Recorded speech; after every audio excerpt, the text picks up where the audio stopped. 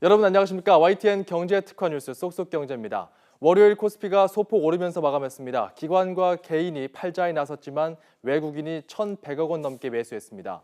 코스닥은 외국인과 기관 쌍끌이 매도했고 개인만 80억 원 소폭 매수에 그쳤습니다.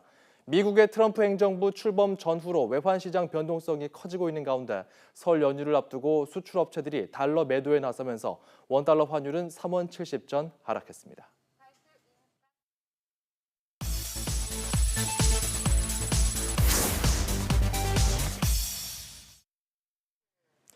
자, 오늘부터 매주 월요일마다 지난 한 주간의 증시 동향을 정리하고 앞으로 어떤 자산에 주목하면 좋을지 투자 전략도 세워보도록 하겠습니다. 증시 쏙쏙 하나금융투자 윤보원 부장과 함께합니다. 어서 오십시오. 네. 자, 오늘 첫 방송인데 네. 기대하겠습니다. 네.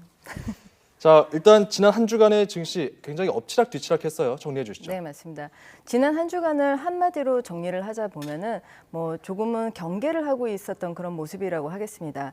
트럼프 대통령의 정책 불확실성 그리고 테레사 메이의 영국 총리의 그 하드 브렉시트 시사로 인해서 투자 심리가 위축되는 모습을 보여줬습니다. 예. 경기 지수에 대해서 좀 살펴보면 미국의 12월 소비자 심리 지수가 예상을 상회하는 등으로 그 호조세를 보였음에도 불구하고 그동안 트럼프 수혜주로 주목받았었던 업종들을 중심으로 차익 실현 매물들이 출회하는 모습이었습니다. 예. 전체적인 지수를 좀 살펴보겠습니다. MSCI의 전 세계 지수를 살펴보면 전주 대비 0.63% 정도 하락을 하였고 유럽에서는 단기적으로나마 안전자산을 선호하는 모습도 나타났습니다. 국내에서는 코스피에서 삼성전자의 CEO 리스크와 그리고 중국에서 반도체의 거대 대규모 투자가 소식 등으로 전해지면서 전기전자 업종을 중심으로 외국인 순매도가 나타나고 코스닥에서는 이에 이어서 기관의 순매도까지도 이어지는 모습이었습니다. 그 MSCI 지수 같은 경우는 전 세계 증시 지수를 좀 일괄적으로 묶은 지수라고 보면 되겠습니까? 네, 맞습니다. 네, 용어가 어려운 것들이 많이 나와서요. 조금씩 설명하면서 좀 예. 진행해 나가겠습니다. 그 글로벌 변동성이 굉장히 중요한 요인이었던 네. 트럼프 대통령 취임, 이제 취임을 했습니다. 네네. 취임을 하고 나서 이제 이번 주는 우리 국내 증시로서는 이제 첫 장인데 네. 이번 주 전략은 어떻게 세우는 게 좋을까요? 중장기적으로 그렇게 큰 그 변화가 있지는 않을 수 있겠지만 사실 단기적으로 글로벌 금융시장에서 그 선두 자리에 있는 미국의 대통령 취임이라는 변수 자체는 큰 변동성을 가져올 수도 있겠습니다.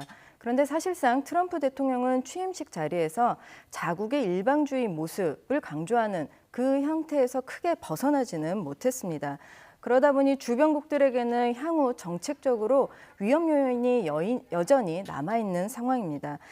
여기에서 그나마 변하지 않은 거, 미국의 보호무역을 강화하고 인프라에는 대거 투자하겠다는 입장에는 변함이 없습니다. 예. 그래서 글로벌 금융시장에서 긍정적인 측면은 중국의 생산자 물가 그리고 미국의 12월 소비자 그 물가 지수 전체적으로 상승을 하고 있기 때문에 인플레이션에 대해서 기대가 확산이 되고 있습니다.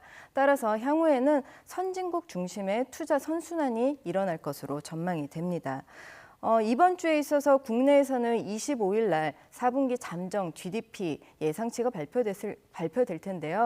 한 마이너스 2.0% 정도로 수준에 도달을 할 것으로 보여지고요.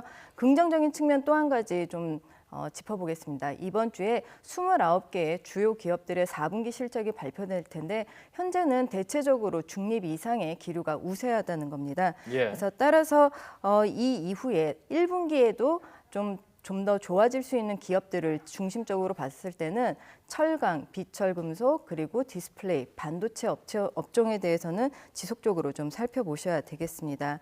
더불어서 좀 글로벌 전체적으로 봤었을 때는 지금 트럼프가 금융 규제에 대해서 철폐를 하겠다라는 입장을 내놓고 있기 때문에 글로벌 금융주들의 상승세에 대해서도 좀 더 기대해 볼 수 있겠습니다. 예. 철강, 비철금속, 화학, 반도체 업종, 네. 디스플레이 업종 그리고 금융 업종까지 좀 눈여겨보자 이런 이야기 해주셨는데 그 증권사별로 또 그런 분석 리포트들이 나오지 않습니까? 네, 증권사별로 맞습니다. 또 의견들이 나올 텐데 이 내용도 좀 정리해 주시죠. 여러 가지 산업들에 대해서 트럼프 그 취임 이후에 대해서 증권사들이 리포트를 내놓고 있는데요. 오늘은 두 가지 산업에 대해서 증권사 의견을 좀 요약해 보겠습니다. 예. 우선은 완성차 업체가 트럼프 시대를 맞이해서 어떻게 투자 계획을 바꿀까인데 지금 키움증권에서는 현대차 그룹이 미국 내 시설 투자를 통해서 중장기적으로는 실적 개선을 기대해 볼 수 있겠다라는 의견을 내놓았습니다. 현대차는 5년 내에 약 31억 달러, 그러니까 하나로 봤었을 때는 3.6억 정도의 3.6조 정도의 하나의 규모입니다. 미국 투자를 지금 진행을 하겠다라는 계획을 갖고 있는데요. 이는 신규 공장과 신차 개발을 추구하고자 합니다. 사실상 이 정도의 규모는 연으로 환산을 해봤을 때 60만 대 규모의 생산 능력인데 공급 과잉이 아니냐라는 우려까지도 좀 나타나고는 있습니다. 그런데 이러한 우려를 불식시키기 위해서는 고급차 아니면 중형 SUV, 픽업 이런 주요 모델을 가지고 갈 수 있고 또 한 가지 판매가를 높일 수 있는 신규 모델을 확보한다면 장기적으로 유효한 전략이라는 의견입니다. 예. 네, 완성차에 대해서 좀 살펴봤고요. 그 다음으로는 OLED 관련돼서 좀 살펴보겠습니다. 현재 증권사에서는 OLED 관련 주가가 고점이냐 아니면 아직까지도 추가 상승 여력이 있느냐에 대해서 의견이 분분합니다. 이거에 대해서 좀 판단해 볼 수 있는 리포트일 텐데요.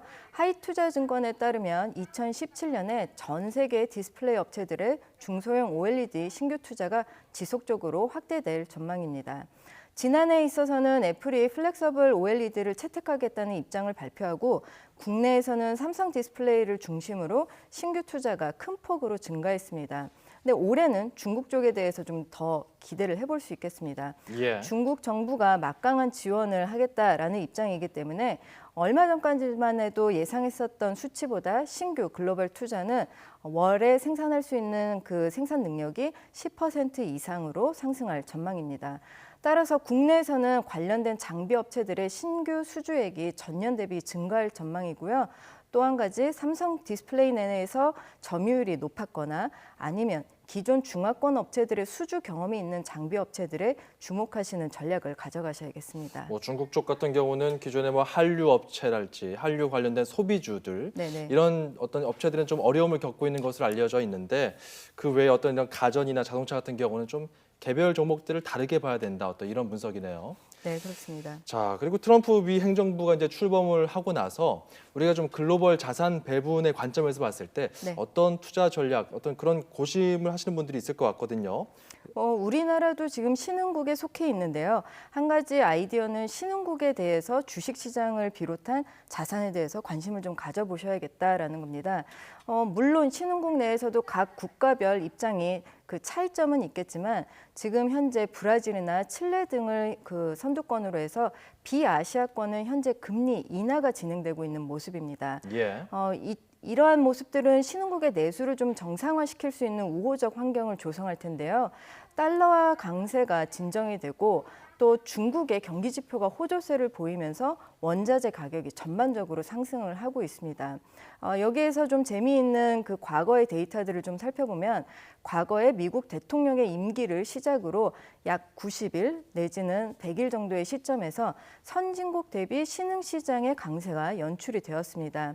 그래서 트럼프 대통령 당선 이후에도 선진국의 기대가 반영이 되었었던 것보다 이러한 모드가 좀 완화가 되고 이제는 신흥국 쪽으로 좀 갈 수 있겠다 하는 모습들이 어디에서 나타나냐면 예. 신흥국 경기 서프라이즈 지수라는 데에서 나타납니다. 그게 뭡니까? 네, 근데 신흥국 경기 서프라이즈 지수라는 것은 실제 어느 정도의 경기 지수가 나타날 거다 했었던 예상치와 실제 나타나는 경제 지표에 대해서 비교라고 생각을 하시면 될 텐데 이러한 서프라이즈 지수 자체가 작년 그러니까 12월 초에는 마이너스 1.5%에 머물렀었던 지수 자체가 현재는 38.4%까지 올라와 있습니다. 예. 그래서 여기에서 보셨을 때 신흥국 시장의 주식을 비롯한 자산에도 관심을 가져보시는 것을 말씀드립니다. 마지막으로 오늘장 어땠는지 전체적으로 정리를 해볼까요? 네, 오늘 장은 사실 그렇게 재미가 있지는 않았습니다. 그러니까는 좋은 모습을 보였다라고 결론을 내리기는 어려운데요. 코스피 대비 코스닥의 하락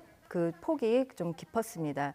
그래서 따라서 코스피에 대해서 좀 살펴봤을 때는 금융업의 낙폭이 두드러졌는데요. 예. 여기에서는 트럼프 당선 이후에 큰 폭의 상승세를 보였었던 글로벌 금융 섹터에서도 17주 만에 자금이 빠져나가는 모습이었습니다.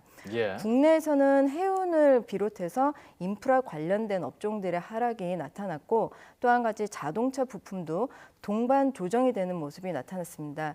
여기에서 좀 비춰볼 수 있는 기관 투자자들의 행보를 말씀을 드리자면 예. 지금 현재 어디로 튈지 모르는 트럼프 정책에 대해서는 약간 좀 움츠러들어 있는 그런 모습을 볼 수 있기 때문에 예.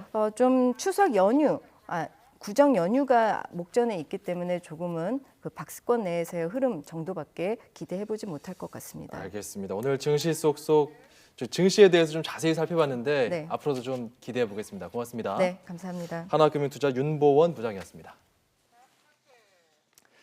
삼성전자가 출시 54일 만에 단종을 결정한 갤럭시 노트 7의 발화 원인을 발표했습니다. 배터리에 문제가 있었다고 합니다. 직접 들어보시죠. 노트 7은 전작 대비 컴팩트한 디자인을 적용하면서도 배터리는 용량을 더욱 늘려 3,500mAh의 배터리를 탑재하였습니다. 저희는 가능한 배터리 용량을 늘리고자 하였고 배터리 제조사는 저희의 배터리 사양을 만족시키기 위해 배터리 설계 방식과 제조 공법 등에서 새로운 시도를 하게 되었습니다. 결론적으로 노트 7 소손의 원인은 배터리에 있었습니다.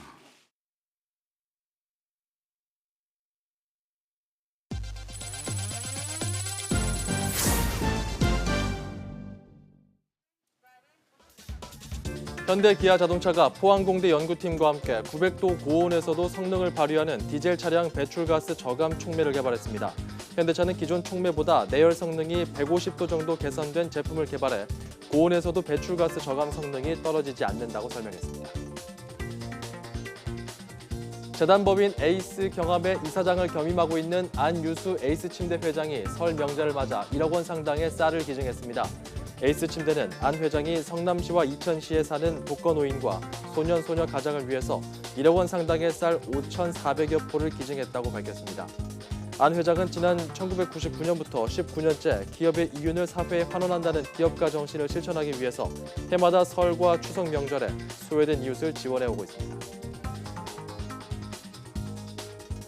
농협중앙회 김병원 회장이 설 명절을 앞두고 서울 송파구 농협 가락 공판장을 찾아 청탁금지법 대상에서 우리 농산물이 제외돼야 한다고 말했습니다. 오늘 새벽 공판장을 방문한 김 회장은 성수품 수급 상황과 가격 동향을 점검한 뒤 현장 직원들을 만나 이같이 밝혔습니다. 직접 들어보시죠. 우리 5천만 국민들의 생명의 끈을 쥐고 있는 농민들의 이 아픔을 온 국민들이 함께 이 설을 맞이해서 농민들의 어려움을 덜어드릴 수 있는 그런 기회가 되기를 간절히 바라고 청탁금지법에서 농산물이 반드시 제외될 수 있도록 해서 농민들이 한숨을 돌릴 수 있도록 하는 그런 기회. 신한금융그룹이 은행과 카드, 증권, 생명의 핵심 서비스를 한 곳에서 편리하게 이용할 수 있는 통합 모바일 플랫폼 신나는 한판 서비스를 출시했습니다. 이에 따라 그동안 금융회사별로 따로 설치했던 애플리케이션 대신 신한금융 계열사의 앱에서 신나는 한판 서비스만 누르면 신한금융의 주요 금융 서비스를 한 번에 연결할 수 있습니다. 금호산업 건설사업부는 아파트 브랜드 어울림의 브랜드 이미지 BI를 전면 교체했다고 밝혔습니다. 새 BI는 어울림을 발음할 때의 입모양을 시각화한 것으로 경쾌한 에너지를 표현하기 위해 붉은색 계열로 채워졌습니다. 네, 잠시 뒤 6시에는 뉴스통이 방송됩니다. 쏙쏙경제는 다음 이 시간에 돌아오겠습니다. 여러분 고맙습니다.